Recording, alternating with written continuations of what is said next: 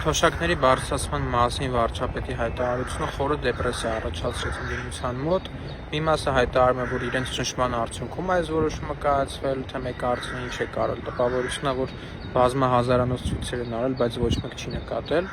Մի մասն էլ ասում է, որ սա նախընտրական ինչ-որ քայլ է։ Իրականում այս ամեն ինչը շատ ծիծաղելի է կողքից եւ կարծում եմ մեր քաղաքացիները իրենց գնահատականը կտան։ Ճշմարտությունը նա է, որ այդպես խոսացող ընդդիմադիրների կառավարման տարիներին նվազագույն թոշակը եղել է ընդամենը 16,000 դրամ եւ իրենք ուղղակի սովոր չեն, որ պետությունը կարող է քաղաքացիների թոշակը բարձրացնել, ընդ որում մի քանի անգամ եւ այս անգամ արդեն շատ էական։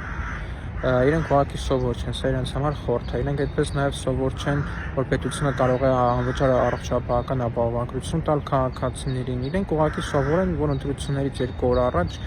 10,000 դրամ ընտրակաշարք բաժանեն ու այդպես փորձեն ընտրել, որտեղ այլ կերպ իրենք ձայն չեն կարողանում ստանալ։ Բայց սա արդեն պետք է հասկանալ, որ նորմալ երևույթ է Հայաստանի Հանրապետության համար, որպես զարգացող պետություն, եւ այսպիսի լուրեր մենք ավելի հաճախ պետք է լսենք։